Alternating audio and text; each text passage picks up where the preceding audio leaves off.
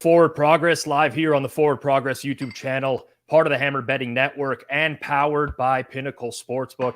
I am Rob Pizzola, and I'm just going to bring in the cast right away. Our regular Wednesday, what's not a trio because I'm including myself. What's a quad? I don't even. It's the quad box, not the octo box like Scott Hansen would say. The quad box. Eric Eager, top right-hand corner. Fabian Sommer, live from Germany, bottom right. And the Hitman, bottom left-hand corner. And before we get into it today, I just want to explain how everyone, this is going to work over the course of the year. So we're going to keep this to about a 1 hour show regularly. Try to get as much in as we can over the course of an hour. We're going to talk about 5 games per week. And this isn't going to be the 5 biggest games of the week. These are going to be games that we all have somewhat of an opinion on. Now, we might not all agree on the games, but we're going to focus on games that we have opinions on. We'll end the show with a best bet from each one of us. All the picks that we give out here are going to be third-party tracked via BetStamp under the Forward Progress HQ account. That's forward spelled FWD, so third-party verification. And we're going to try to keep this as forward-looking as possible. Completely understand that there's people out there that don't care what we have previously bet, and they just want to know what's actionable now. So we're going to do that, and over the course of the show, we'll try to incorporate as many user comments as we can. Before we get into it, we already got 140 people watching here at once. I just ask that everyone, if you do enjoy the content, make sure you smash that like button down below. That helps people find us in real time. It helps YouTube elevate us in the algorithm, and we can build up a bigger following as the year goes on. So make sure you smash that like button, subscribe to the Forward Progress channel, and set notifications as we will be going live on a weekly basis, daily, Monday through Friday, 2 o'clock Eastern time. We'll get to that a little bit more afterwards. But let's get into it. No more promotion. We'll start it off. It's an AFC North tilt. It's the Cincinnati Bengals and the Cleveland Browns at Cleveland Browns Stadium. We saw these teams play a year ago. It was an ugly game, I believe on Halloween night, if I recall correctly. Remember, I was handing out candy to the kids. I'm pretty sure I'd bet the Bengals in that game. Totally miserable. I think I could recall me and Suma both being on the Bengals. Maybe I'm confusing that with another one. But let's start it off here, guys, because we put together our sheet before the show, and we all had somewhat of a lean on this game. Eric, I'll throw it over to you. Bengals, Browns, you know, you're very familiar with Cincinnati, the proximity, obviously, to where you are. So break it down for us, Bengals, Browns, and what you're looking at in this game. Yeah, I think for me right now, it's just a play on the Browns' lack of depth in the secondary. Right now, you have a little bit of a question mark as to whether Denzel Ward will even play. I mean, he has a concussion. He hasn't really, shown any signs of getting up for this game. In addition to that, he was, like, if you look at, for example, like a wins above replacement metric last year, he had a down year anyway. You look at Cincinnati, Cincinnati's got, really good depth at skill position players, obviously the Boyd, Higgins, and Chase, but they also brought in Irv Smith from Minnesota, which is, to help them there. I think Burrow is healthier than from what I'm hearing, healthier than the media has let on. And so, I think that, to me, I know you're going against some like really, really heavy week 1 trends, which are like, divisional home dogs and things like that. But for me, I just see a huge matchup advantage for the Bengals in the passing game when they're on offense. All right, Suma, I'll throw it over to you for the same game here. Bengals and Browns. Again, we've seen this matchup quite a bit over time. A lot of I wouldn't even call it a narrative. I think it's real. If you look at Joe Burrow's career stats against the Browns and you compare them to every other team, they're not significantly worse, but they're worse across the board. Success rate, EPA, touchdown interception ratio, whatever you want to look at. And generally speaking, the Browns have found a way to generate pressure against the Bengals. I'd like to hear your breakdown of the game and your lead. Yeah, first of all, there's also a very hot trend of Joe Burrow being 0-2 in week 1 coming off an injury. So something to keep in mind here. So my concern with the Bengals is that, yes, Joe Burrow is coming off an injury and he hasn't practiced for like 5 weeks. And he's only getting 1 week going up against a Browns defense with a completely revamped defensive line, like Miles Garrett, Zadarius Smith, Shelby Harris. They really beefed up that defensive line. So I'm not sure I'm buying that the Bengals will move the ball all game long on them. And on the other side, there's a very interesting wide range of outcomes with Deshaun Watson. So Browns have a very good offensive line. I think that will somehow neutralize the Bengals defensive line. And then the Bengals lost their 2 starting safety. Chidobe Awuzie is playing in this game, but he's coming off an ACL tear that he got in last November. And usually there is a time for especially cornerbacks where they have to make sudden moves and cutting to really adjust towards 100% being up to game speed. So I'm somewhat lower on the Bengals defense going to the season. I think that with their DC they will somehow figure it out towards November, December. But when I think about everything, Browns, it looks like a very decent matchup for them, and there is the variance with Deshaun Watson. Do we trust the sample size of last year, or do we trust the sample size of his whole career? He will probably settle somewhere in between. We don't know yet, but the same downside variance we also have with Joe Burrow, in my opinion, not having practice for like 5 weeks. I think that has to matter somehow. I make this game around 2. There is some variance involved. I would not touch the Browns unless I would get a 3. I don't think we will get there by the end of the week. We just saw a little bit of money in the market coming on the Browns. So stay away from me right now, but I'm kind of leaning towards the Browns.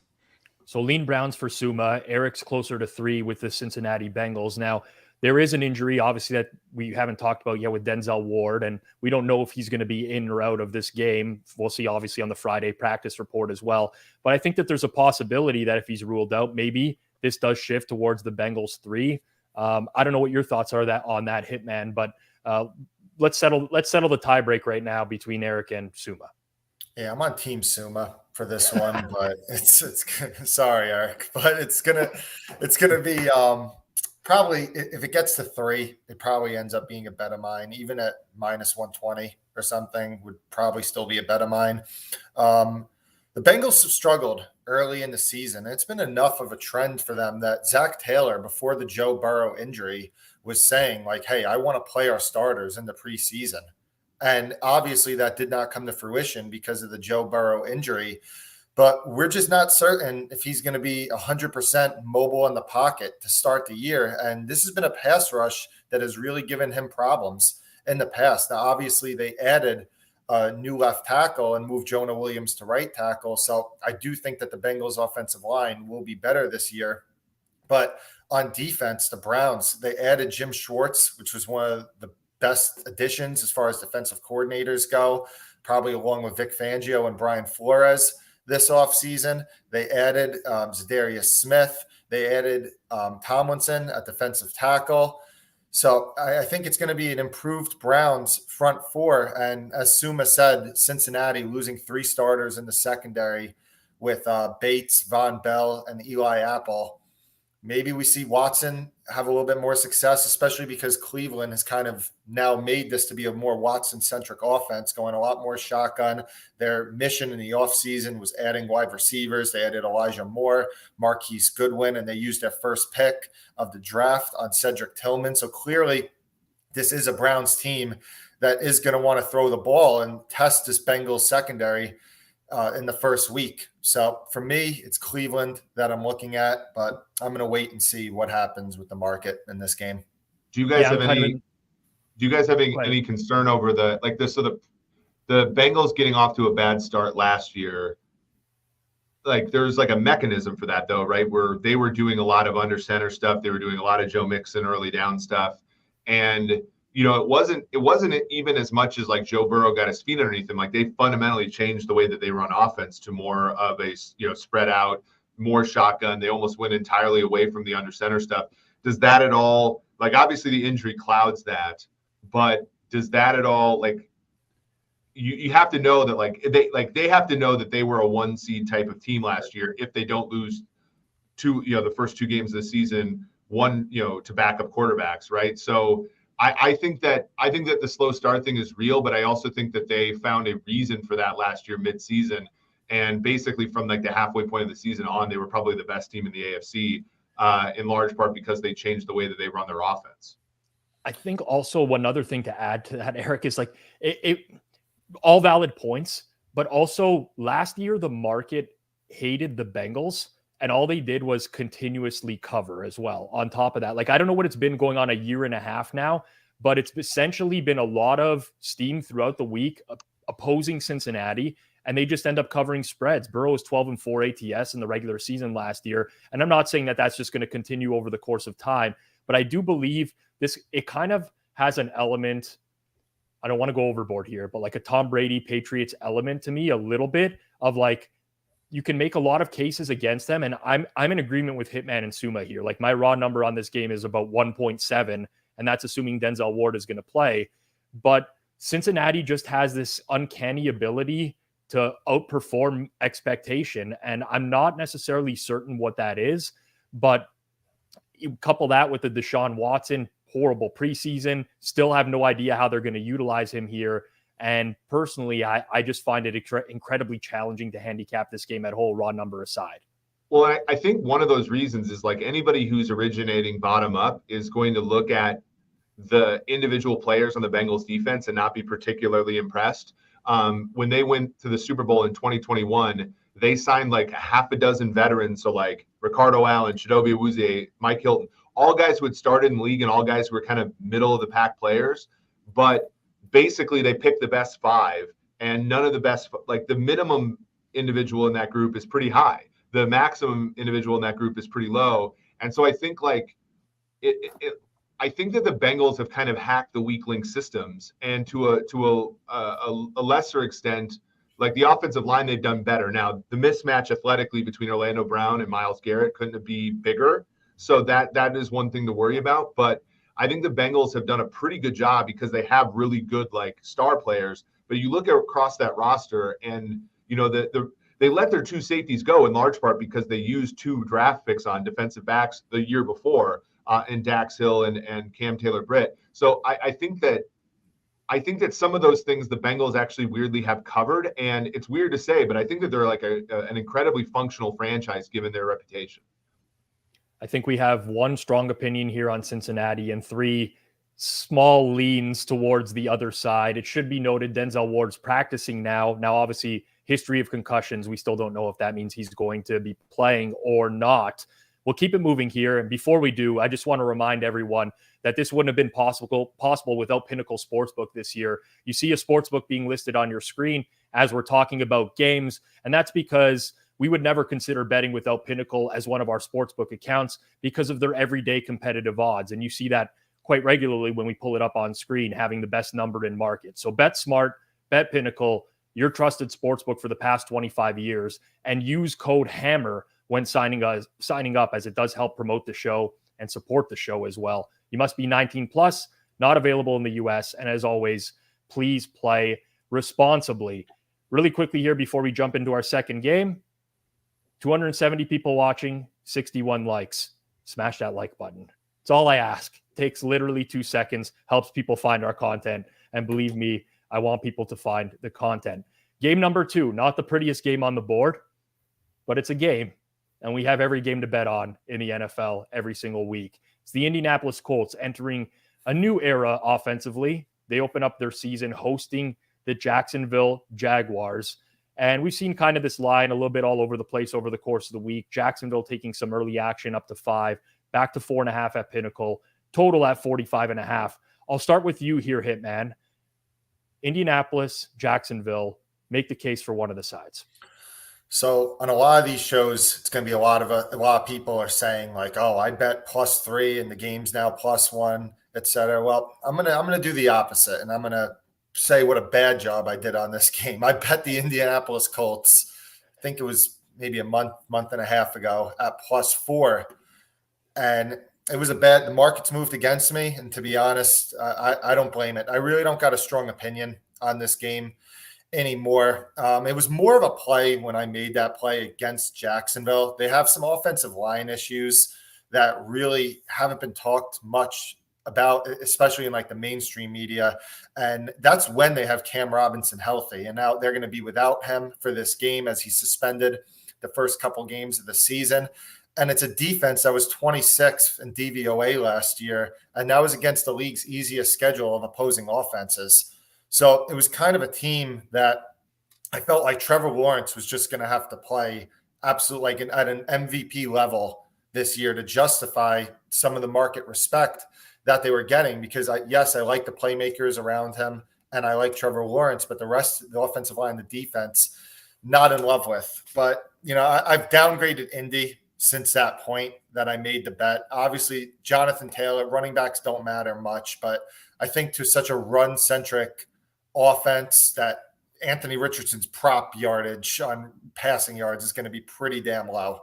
And I think that Taylor did matter at least something to the Colts. So we're not going to have him, obviously. And it's looking like it could be a bottom 3 roster. They really just don't have weapons outside of Michael Pittman. And again, Michael Pittman is not really a guy that I don't know how much his skill set meshes with Anthony Richardson. He was more of last year, a guy that's going to get a ton of catches, but short yardage and not really much of a deep threat. So is that really the guy that's best suited for Anthony Richardson? You can make an argument that Alec Pierce is more well suited for Anthony Richardson's game than Michael Pittman. And then you have offensive line questions still for the Colts. There's obviously the quarterback questions, although Richardson could definitely be a very high variance quarterback this year. And then just further looking into, I knew it at the time, but just further looking into the secondary for the Colts, it is a mismatch against these Jags pass catchers. I do think that the Colts defensive line can have some success against what could be a bottom 5 offensive line in Jacksonville.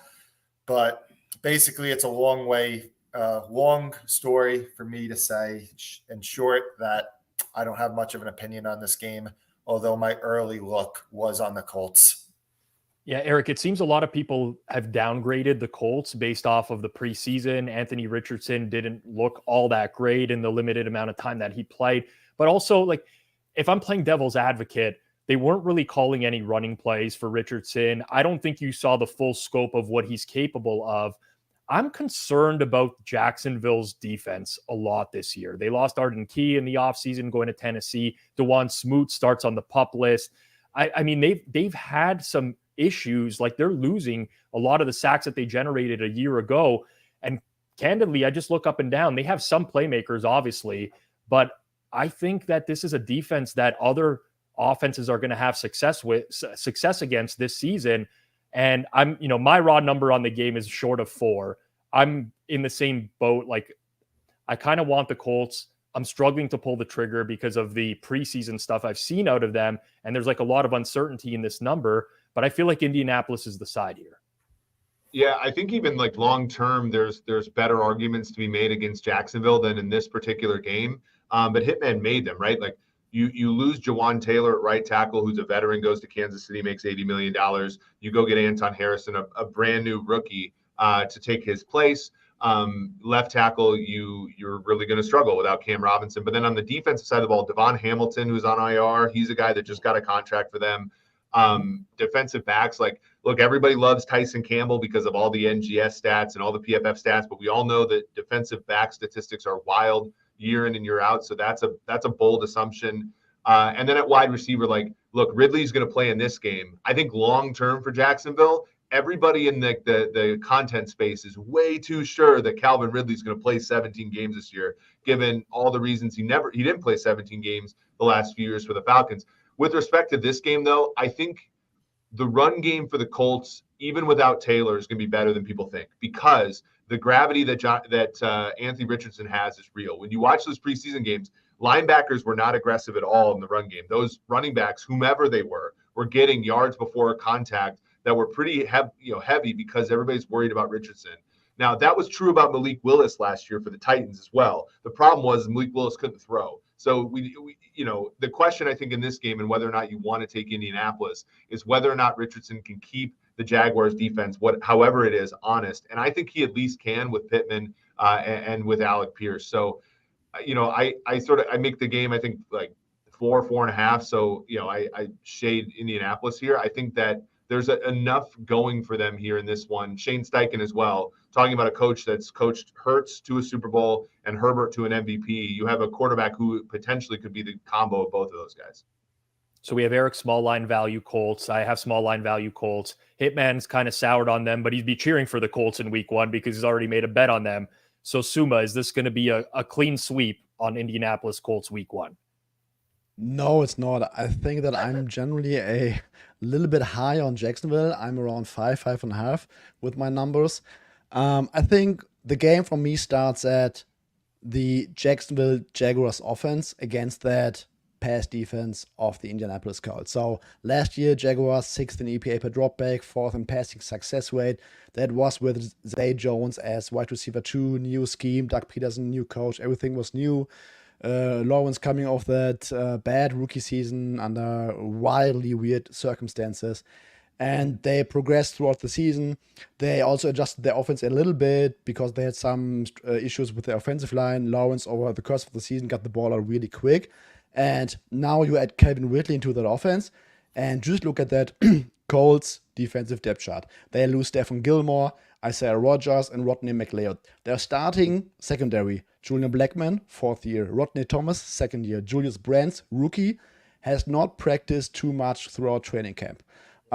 He will likely not be at 100%. Dallas Flowers, 2nd year, 175 career snaps starting on the outside. Kenny Moore, turning 30 years old. So this is, in my opinion, a very bad secondary, one of the worst secondaries in the league. And I just don't see too many paths for that Colts defense to generate stops against Trevor Lawrence in that passing offense. And then the question becomes, for me, is Anthony Richardson. Yes, I completely agree with Eric that the run game will be better than people think, even without Jonathan Taylor. But I have my doubt that Anthony Richardson in week 1 as a passer can keep pace with the with Trevor Lawrence for like 60 minutes. Yes, they will generate some chunk plays because I'm also not high on the Jacksonville Jaguars defense as well. They lost Aaron Key. Devon Hamilton has a back issues out indefinitely. Foley Fatukazi is hopeful for week 1, was dealing with a foot issue. We don't know whether he's going to play. So I'm not higher on the Jacksonville Jaguars defense, but I have my doubts that Anthony Richardson can really take advantage if it becomes a shootout, and that's why I'm a little bit higher on Jacksonville in this matchup. I like this comment right here from Frank. The whole division stinks. Jacksonville sucks a little less. I don't know that I necessarily agree. I think the Jags have upside just because their offense could be so good, but I do have concerns about the defense. So 2 games so far, no unanimous decisions, and that's going to be the case over the course of the year. We're going to disagree on stuff. That's fine. We're just trying to arm people with as much information as possible as we move towards our next game, which has probably been weirdly one of the most talked about games, I think, of the entire offseason, especially over the course of the past 2 weeks. For those who follow us regularly on Forward Progress, we got Jordan Love and the Green Bay Packers heading to Chicago to take on the Bears. I've seen a little bit of market movement towards the Packers in the last week or so. Nothing crazy. I mean, move from 2.5 down to 1, not something substantial, but we've talked a lot about the Packers in the offseason and generally maybe the market feeling like the market has mispriced them. I'll start with you here, Suma. Packers, Bears, week 1 breakdown. A lot of hashtag wrong team favored being thrown around here. And I'm wondering if you're also in that boat. Yes, I want to start with that exact hashtag. First of all, Christian Watson and Romeo Doubs are not practicing today. Undisclosed injury for Christian Watson. So we are on hold here. We don't know what's going to look like. That might change some things. But assuming both guys would be in or would be able to play, I think yes, hashtag wrong team favorite. When you just look at the different roster units, like Bears are probably better at receiver or pass catching in general and at linebacker. But I think that's pretty much it. Have you seen Justin Fields' MVP odds? Because he's 18-1. So you would argue that at quarterback as well, based off of that market. Probably yes. Yeah, but I mean, we have not seen John Love play too many NFL snaps. But when we think about a prior going to the season, it's a former first-round pick, being 3 years in the scheme, entering year 4. Like, his prior going to week 1 is higher than the prior of Justin Fields because we have evidence that he's been one of the worst passing quarterbacks in the league. And I mean, he has to make a significant jump to even go to average. We had the comparisons between Fields and Josh Allen over the course of the offseason. Like, Josh Allen in his second season was much better than Justin Fields as a passer. So Fields has to make a significant jump. So yes, both quarterbacks have a wide range of outcomes, a lot of variance involved, but I think the head start for Jordan Love is, at least in my opinion, higher than Justin Fields, because also Love is playing in a super quarterback-friendly scheme with a good offensive line. The Bears arguably had the worst passing defense in the league last year, and their significant additions to the pass defense is like Yannick Ngakoue, who I think is a little bit overrated in general, also can hold up well against the run. The Green Bay run defense, in my opinion, is concerning, but it might become less relevant if as long as the game goes on, if the Packers are able to score. So if the Packers can put some scoring pressure on the Bears, I think they will score their fair share of points. At some point, Justin Fields and the Bears offense, they have to open up. They cannot just rely on their run game on Justin Fields as a runner. They have to throw the ball. And there is not much evidence, in my opinion, that the Bears passing game will be good enough going to the season to somewhat hold pace with the Packers here.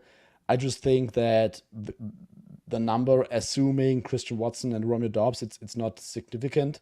I think the number is still a little bit mispriced, and I think the Packers should be favored here.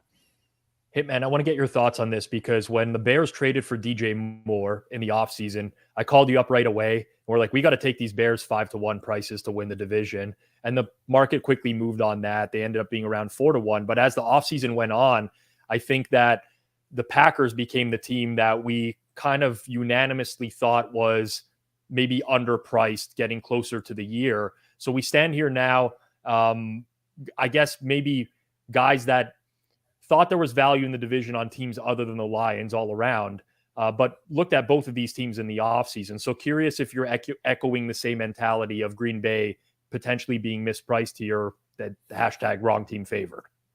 Yeah, it's a strong lean for me.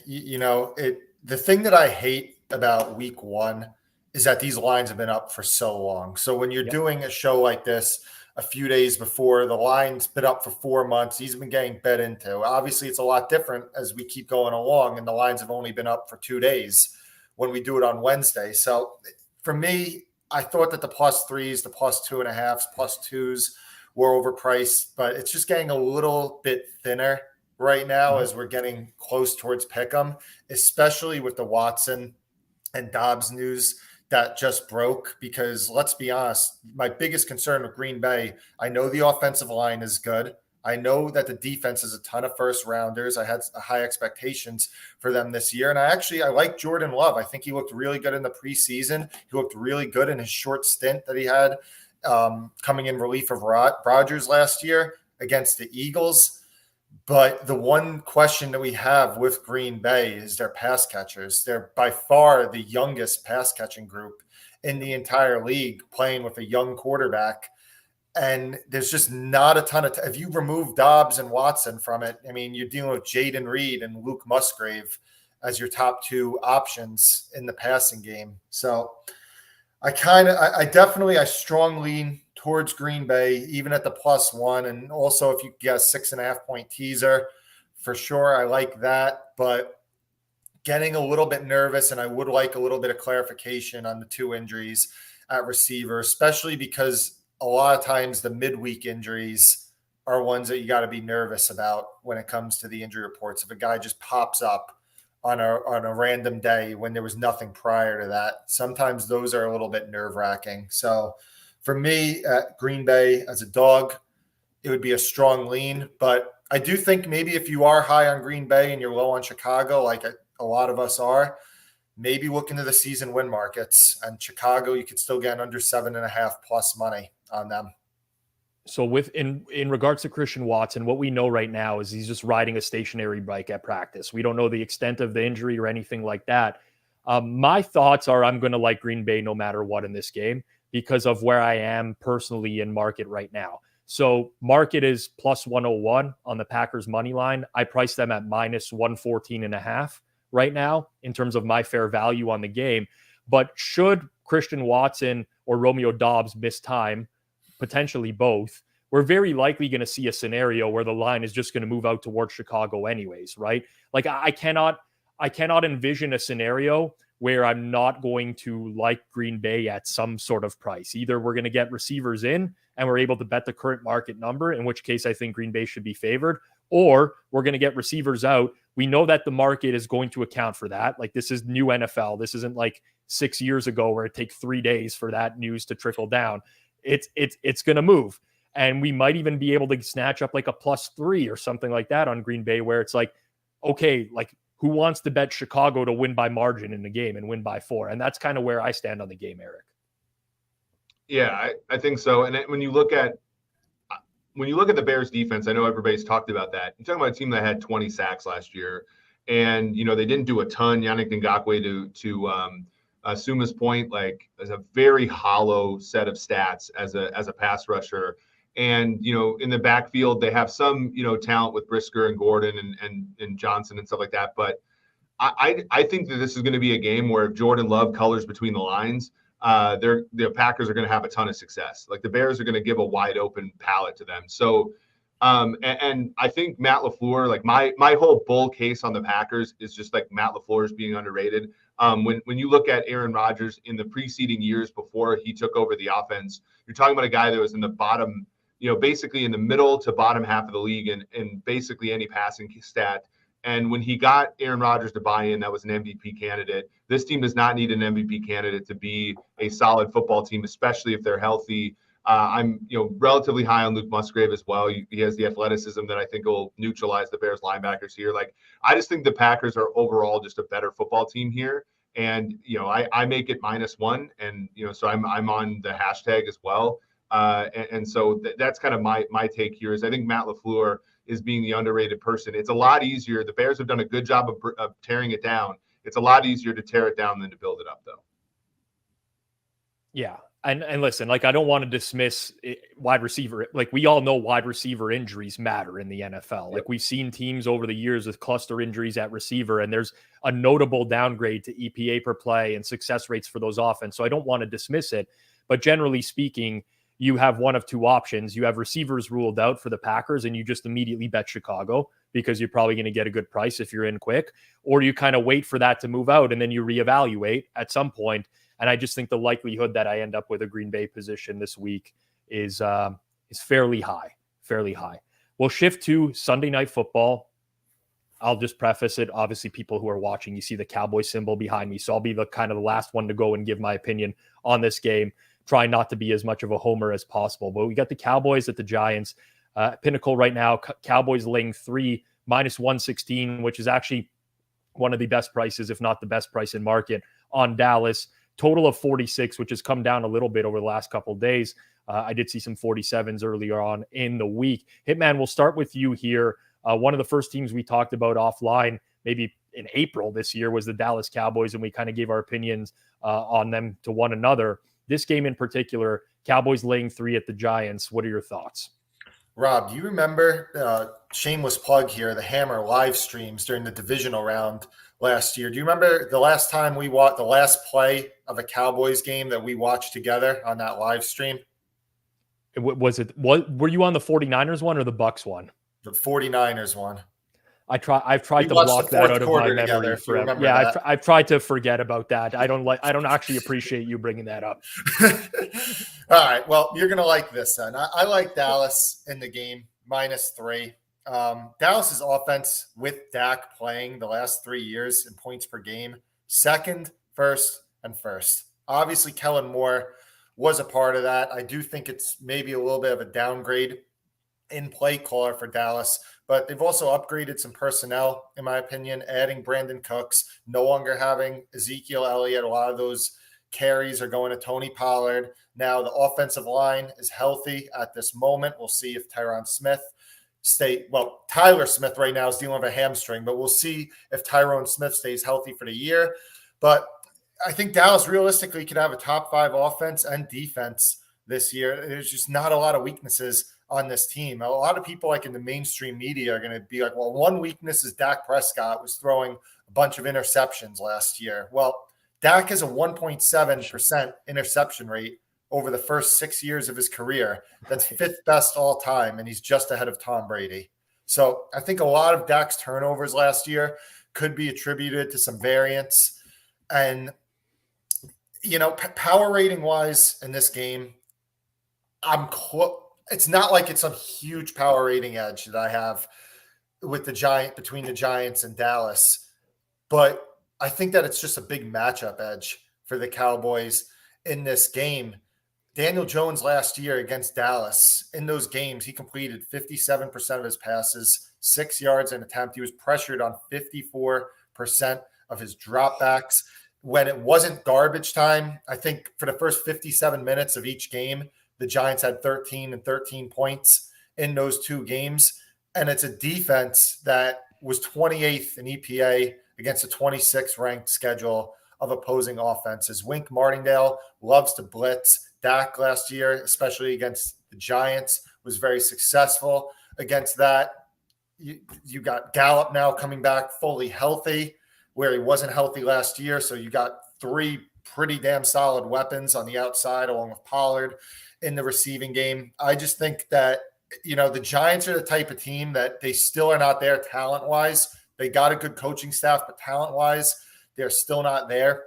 And you could get away with that when you're playing the Washingtons of the world and all of them. But when they took a step up in competition last year, especially in the division, when they played Philly and they played Dallas, these games weren't even close. And I think that the Giants talent-wise still are not in the same ballpark as Dallas. Dallas is the way they play matches up well against the Giants. I like Dallas -3.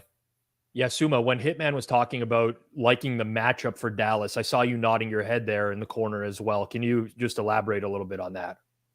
Yes, I mean, I have to echo like everything that Hitman just said.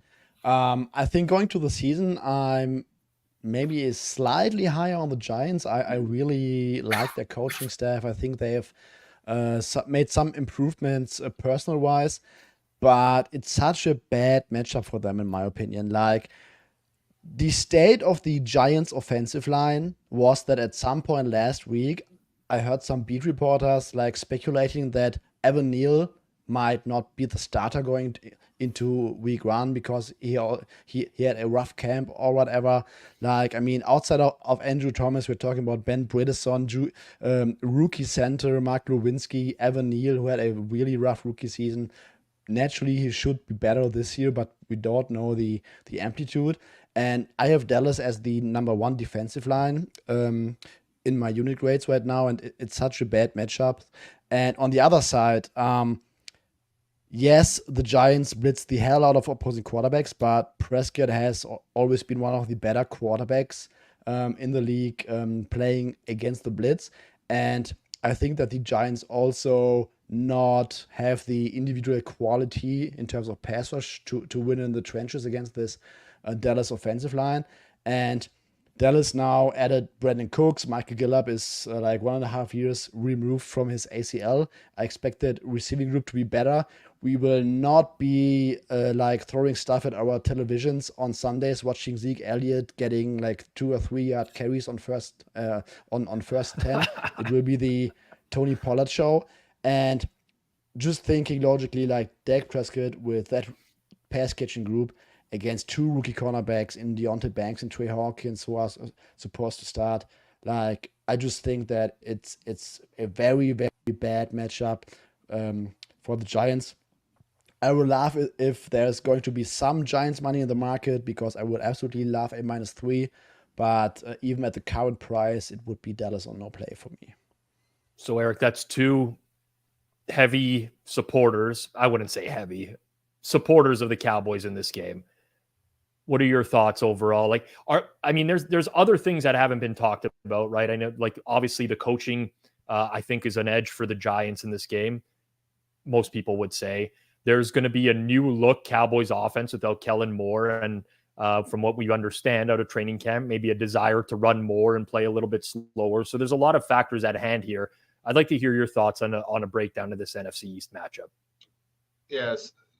Suma kind of went through a lot of the points I was going to make. I mean, I think there's a lot of addition by subtraction in terms of Ezekiel Elliott being gone, even like Dalton Schultz. I think didn't take advantage of a lot of the opportunities that he had last year. You bring in Brandon Cooks, and I think it opens things up for CeeDee Lamb quite a bit. I think Lamb in kind of the in the awards market is maybe a little bit undervalued. And Hitman makes a great point about Prescott. I mean, Prescott, when you look at kind of turnover worthy play rate versus interception rate a season ago, there were a lot of unlucky plays. I actually like the fact that in an NFC where, a guy like Daniel Jones gets praised for not taking a ton of chances, a guy like Dak Prescott actually takes a ton of chances. And I think against a defense like this, they should have some success. And then defensively, like I think Dable is amazing, but I also think that there's so much versatility on the Cowboys side. Like look at their trio of safeties can kind of do everything. Obviously Parsons is tremendous. And, and last season, Trayvon Diggs went from a Marcus Peters stat line to a much more respectable stat line while keeping the turnovers. So to me, I don't, my numbers don't come out seeing much of an edge here. I'm kind of right on market, but I do from a Dallas perspective, long term, I think Dallas is quite good. And I do think that a lot of people, because they have so much love for Dable, are forgetting the fact that fundamentally this team was a below average football team last year. Yeah. I mean, that was obviously a lot of the talk last year was close games and kind of Giants coming out of nowhere, winning a lot of games that maybe they shouldn't have based off of fourth quarter win probabilities and stuff like that. But generally speaking, the Giants offense, Daniel Jones last year had a pretty low average depth of target. And there is somewhat of a correlation in year over year success with quarterbacks that don't air it out and don't stretch the field and struggling the following year. And now it's not like a super high correlation where this is the be all and end all, but for all of the receiving options that the Giants added in the offseason, they didn't really add someone who's going to stretch the field for them. And I really think it's going to be a struggle for them this season if they just expect to complete these 4 and 5 yard passes and work their way downfield that way. Obviously, Darren Waller's a weapon for them, but ultimately, I love the Cowboys defense. I'm trying not to be too much of a homer here, but for those who've watched me for years, the vibe for me going into the season is always no, I'm not feeling it. I'm not feeling it. I really like the personnel that they've accumulated here. My raw number in this game is closer to 4. It's just under 4. And I think that Dallas is the right side here. You might have noticed us all laughing on screen here. That's because we do have a private chat going on and Josh Dobbs is starting. So yeah, stop the show. We're all going to go and fire some bets on Arizona +7 was the inside joke. That's one of the games, guys, that I just crossed off my list this week. I didn't even think about it being a possibility. We'll end with Monday Night Football here. Another big game. Not going to run down narrative street here, but I guess I am because I'm going to say it. But it's New York Jets hosting the Buffalo Bills. It's the anniversary of September 11th. There's going to be a lot of emotion in that crowd. I don't know how that's going to impact anything, but it's a huge game to start the year. Aaron Rodgers, new team. This is a big-time football game on Monday Night Football this week. Buffalo laying 2.5 on the road at the Jets here. And obviously the news in the last week, Von Miller on the PUP list for the Buffalo Bills. I kind of missed that, or that was even going to be a possibility, but here we are. And that's kind of impacted my handicap of the game a little bit. But Eric, I'll start with you. Bills, Jets, Monday Night Football. What are your thoughts here?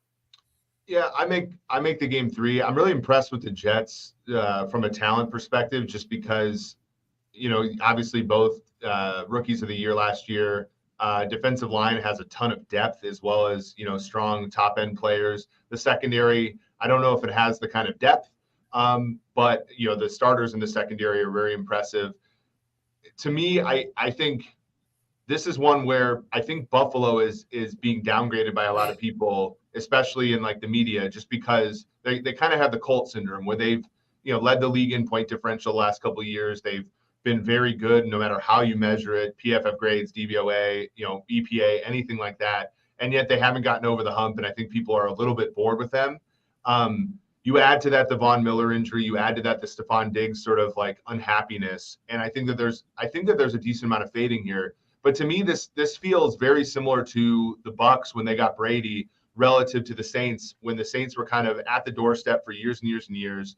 And it took Tampa Bay, basically until a week 12 bye to kind of get their feet underneath them. They were also a very talented team like this Jets team.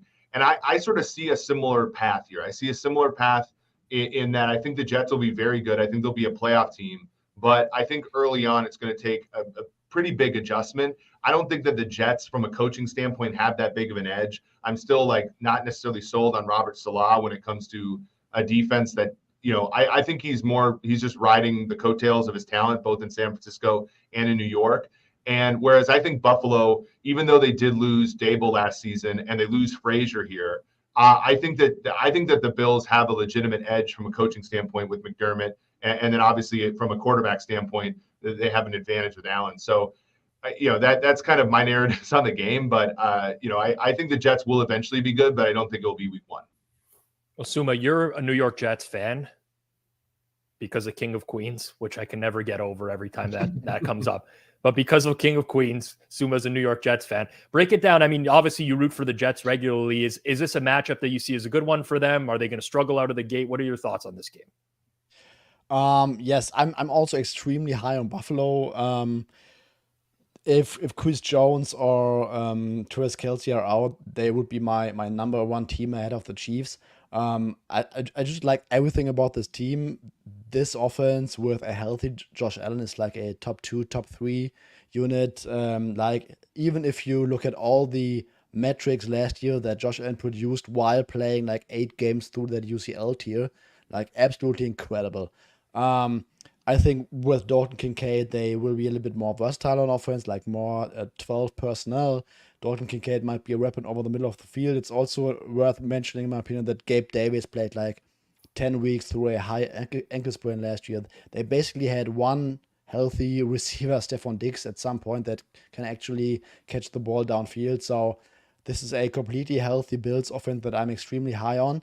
And even though I think there's a path for the Jets with their defensive line to maybe stay in the game and maybe keep it close throughout the game, I still think that coming to this game, my viewpoint on the Bills is so high that even without Von Miller, I cannot go below a field goal spread here. So I'm also at -3.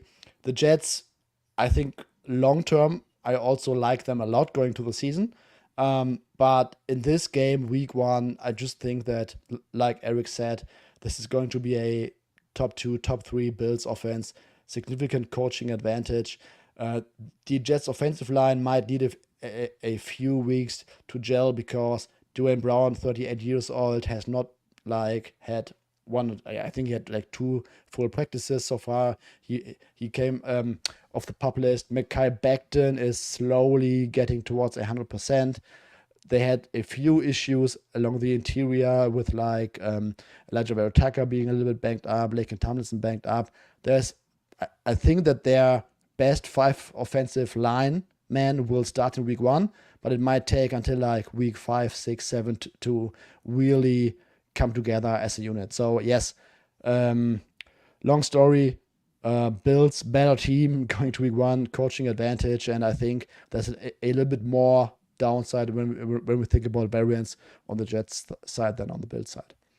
I'll jump in here because Eric kind of made his fair value on the game, Bills -3. So did Suma. And I'm pretty much at that exact same number, but I'm not super confident in the number. I think this is actually one of the hardest games to handicap of the entire season because you have Josh Allen and Gabe Davis who played through injuries last year, which might have almost certainly suppressed a lot of their stats in the latter half of the year. You have Aaron Rodgers coming over, going to a new team, kind of unprecedented at his age. We saw it with Tom Brady. We've seen Russell Wilson a little bit younger, went to a new team, struggled. People thought he was going to get it together. And then you add in the Von Miller situation as well, where the Bills had a top 5 pressure rate in the league with Von Miller on the field last year. They were below average without him. You add in all these factors, and I'm trying to account for them. But to say that I have any degree of certainty in my Bills -3 number would be would just be false. So I have a very strong lean to Buffalo, have not bet them yet. If I were to lose the number, honestly, I wouldn't sweat it because I can see such a large variety of outcomes in this game. But Hitman, we've talked about the spread in this game. You were looking at the total. Right now it's sitting at 46, and you had some thoughts on the total here. Yeah, I lean towards the under. We talked a little bit about the Jets, how they could start a little bit slower out the gate. And I think that it's going to be the offense that starts a little bit slower, not the defense. Is Aaron Rodgers the same player? You know, we've seen so many of these quarterbacks hit the cliff other than Brady when they get to the age that he's at. And last year finished 21st in EPA. He led the NFL in pass attempts behind the line of scrimmage, and the Jets really they lack any above average pass game weapons aside from Garrett Wilson.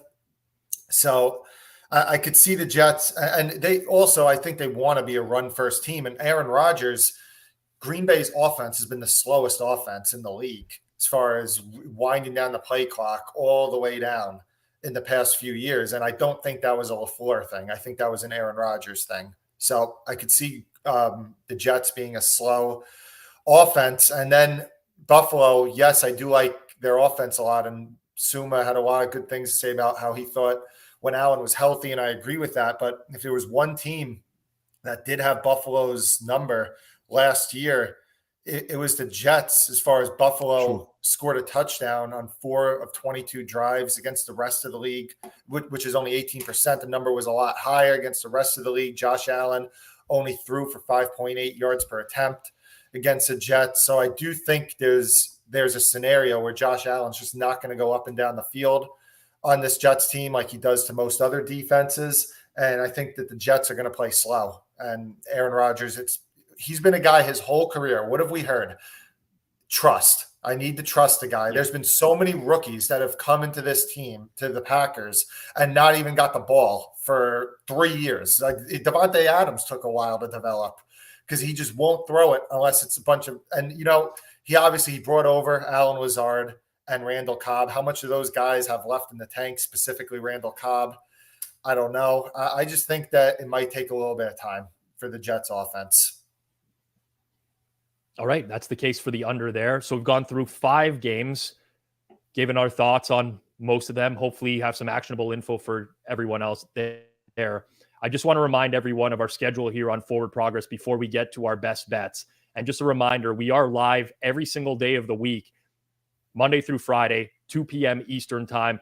Myself or George Sulfidis will be hosting, but Suma, Clev TA, Sharp Clark, Eric Eager, Hitman, John Legeza, Matthew Friedman. We have a ton of guests throughout the week, 2 p.m. Eastern. So set your calendars throughout the year. I promise you, you will not find NFL content like this anywhere else. And then Sunday mornings with myself, 11 a.m. Eastern time, it's the pizza buffet, game day picks. And at night, 8 to 9:30 Eastern time with Clive Bixby, as we will recap the day. And Pinnacle will be posting their lines right when we go live. So we'll walk through the openers for the next week and the direction in which we think that they are going to move. But let's get to it. Let's get to our best bets here. Each of us will throw out our favorite opinion on the board as of right now, not what we bet earlier in the week or what we previously liked. Current lines. We'll start with you, Eric. And we talked about this game off the top. You're against us 3 in terms of just leans that we have, but you feel confidently in the Cincinnati Bengals. Yeah, I like Cincinnati laying 2.5. Like I said, Ward playing would be obviously a huge boost to Cleveland, but I just don't think that they have the secondary depth that is requisite to slow down the Cincinnati team. I think Burrow's healthier than people are letting on, and Deshaun Watson just has, to me, a lot to prove, and they are getting a ton of respect, I think, in large part because of what Watson has been in the past and what that roster is in Cleveland. But I think Cincinnati sneakily, has an edge in a lot of particular places, specifically at wide receiver. All right, so Eric is going to trust the Joe Burrow covering machine and the Cincinnati Bengals at -2.5. Suma, we'll head over to you. Yeah, I'm going with a total in the Steelers 49ers game. It's over 41.5, -106 at Pinnacle. I think this matchup sets up well to go over because there's an outside chance, or maybe there's even a higher chance right now that Nick Bosa is not going to suit up. And Kenny Pickett, second-year jump. We also always saw in the preseason that they are willing to throw the ball deep. Deontay Johnson is incredible. George Pickens, second year. Pat Freiermuth.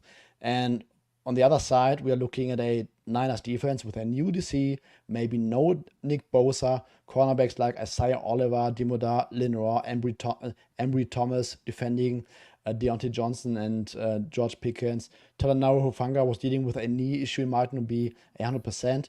And on the other side, I mean, it's that 49ers offense, even though they're playing against a very strong Steelers pass rush, I just don't know who in the secondary is going to cover Deebo Samuel and Brandon Ayuk. And they also have like questionable linebacker play, in my opinion. So I just think this Niners offense that averaged like 32.5 points over the last 6 or 7 games with Brock Purdy, they, even without George Kittle, they should be able to put up some points. Like, we only need a score of like 23-20 to get us over. So yes, give me the over in this one. All right, Suma is breaking out the total, and Hitman, you're going to the same game, but you're looking at a side. Yeah, Suma mentioned San Francisco's defense without Nick Bosa. They were the worst in the league last year in pass rush metrics when Bosa wasn't on the field. Now, it's not a huge sample size, but still think it's worth at least talking about. The Steelers, I think it could close pick'em with no Bosa and possibly no Kittle. In weeks 1 through 8 last year, they were 31st in scoring rate per drive, 32nd in yards per drive. After the bye, they were 7th and 3rd in those metrics. In the preseason, 5 drives for their starters, 5 touchdowns. And this 49ers offensive line, outside of Trent Williams, a little bit questionable. And the Steelers last year, completely different team when TJ Watt was on or off the field. They were 5th in pressure rate when Watt played, and I think they could be even better this year on the defensive line. So Pittsburgh Steelers as an underdog, I think it's a good wager. All right. And I'll close this one out with what I would call a hold your nose special, but I'm going to take the Las Vegas Raiders in week 1. And I have about a 3.8% edge at current market prices. You'll see that I'm splitting my bet on the plus 3.5 minus 102 and plus 4 minus 111. I think there's some pretty decent room there. So I'm going to fade the Denver September home team trend, whatever that against the spread trend is, because at the end of the day, I need Russell Wilson to win by 4 or 5 points in order for me to lose this wager. And I just do not trust the Broncos offense whatsoever, even with Sean Payton there. Cortland Sutton, Marvin Mims, Brandon Johnson as their wide receiver trio in all likelihood for this week's game. I still have concerns with their offensive line. Garrett Bowles, who's back from injury at left tackle, did not have a great preseason. And we saw what Russell Wilson how he looked behind a poor offensive line a year ago. On the other side of things, I don't like the Raiders. I think they're going to have a bad season, but Jimmy Garoppolo gets the ball out of his hands quickly. He has good receivers to work with over the middle of the field here. I just do not see enough of a separation between these two teams right now to warrant this price. And I know we've ticked towards the Raiders as the week has gone on. I know this is opposite of a Right Angle Sports release. All of that is factored in, but my number on the game is lower than this. And again, if Russell Wilson wants to win by margin, then so be it. But I'll believe it when I see it. So those are the 4 best bets for us. Once again, Forward Progress team is back tomorrow. Producer extraordinaire Jason Cooper hosting with Hitman and Eric Eager. They're going to talk Thursday Night Football. We'll have more information on Travis Kelce at that time. We'll have more props on the board. We'll work through all of that. Also a look at the survivor pools this week and who to potentially target in week 1. The one ask of you guys on the way out, make sure you like it. Make sure you hit subscribe. And if you know anyone else out there that might like this content, pass it on to them, whether that's our YouTube channel, our Forward Progress audio podcasts on Spotify, Apple Podcasts. This is all available after the fact as well if you do want to listen to it, not in real time. For myself, for Eric, for Suma, for Hitman, for our producer, Jason, this has been Forward Progress, powered by Pinnacle Sportsbook, right here on the Hammer Betting Network. And we'll catch everyone next time.